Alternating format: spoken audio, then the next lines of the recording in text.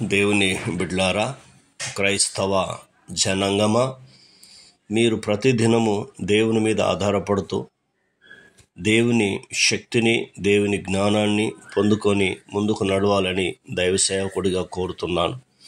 నీకెంత శక్తి ఉన్నా, ఎంత ఆస్తి బలము, అంగబలము, గుండె కండ బలం మనం అంటాం కదా, ఇవి ఏవిన్నా కూడా ఈ భూమి మీద పనిచేయవు.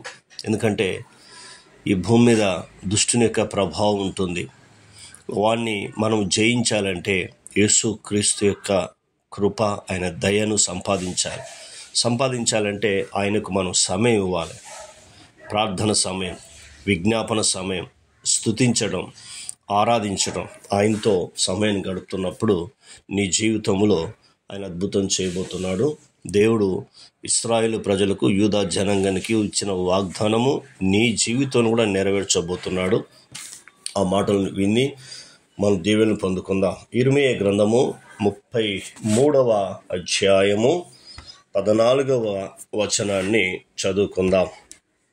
యెహోవా వాక్కు ఇదే, ఇశ్రాయేలు వంశస్థులను గూర్చియు యూదా వంశస్థులను గూర్చియు నేను చెప్పిన మంచి మాట నెరవేర్చే దినములు వచ్చుచున్నవి. ఆయనకు స్తుతి మహిమ కలుగునుగాక అని దేవుడు నీతో మాట్లాడుతున్నాడు. అంటే ఆ యొక్క ఇశ్రాయేలు వంశస్థుల గురించి, యూదా వంశస్థుల గురించి ఏ మాట అయితే చెప్పాడు దేవుడు, మంచి మాట అంటున్నాడు. గుర్తుంచుకోండి, ఎంత మంచి మాట, ఎంత అద్భుతమైనవి ఒకసారి ఆలోచన చేసుకోండి. మంచి మాట ఏంటంటే, మీలో బీదలు ఉండరు, నేను మిమ్మల్ని ఆశీర్వదించదను. ఇది మంచి మాట. గుర్తుంచుకోండి, నీ చేతుల కష్టార్జితము నీవు అనుభవించదవు, నీవు ధన్యుడవు అని చెప్పింది మంచి మాట. నీకు పుట్టిన పిల్లలను నేను ఆశీర్వదిస్తానని చెప్పింది మంచి మాట. మీ ప్రతి అవసరాన్ని తీరుస్తానని చెప్పింది మంచి మాట. ఆయన నీ ప్రాణాన్ని కాపాడుతాడని చెప్పింది మంచి మాట. ఎన్నో మంచి మాటలు ఆయన చెప్పగలిగాడు. ఆ వాగ్దానాలన్నీ మన జీవితంలో నెరవేరునుగాక. Amen, amen, amen.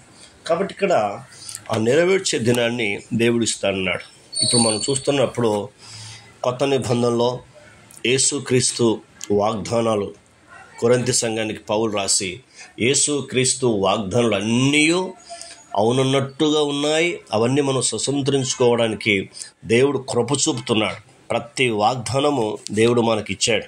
ఆ వాగ్దానాన్ని పొందుకోమని అపొస్తలుడైన పౌలు కొరింథీ సంఘానికి రాస్తున్నాడు. నిజమే, మరి దేవుడు నీ జీవితంలో కూడా ఆయన మేలు చేయాలని ఆశపడుతున్నాడు. నీ జీవితంలో కూడా ఉన్నతమైన స్థితిలోనికి తీసుకురావాలని దేవుడు ఆశపడుతున్నాడు.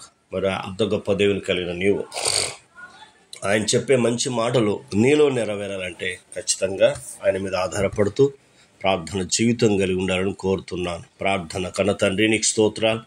విన్న మాటలు బట్టి మీకు వందనాలు. ఈ మాటలు దుష్టతకు పోకుండా సహాయం చేయండి.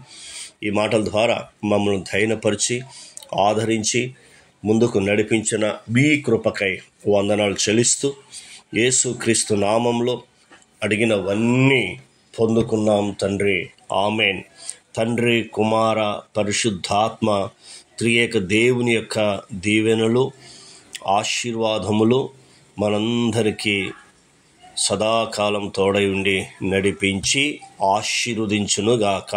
Amen, amen, amen.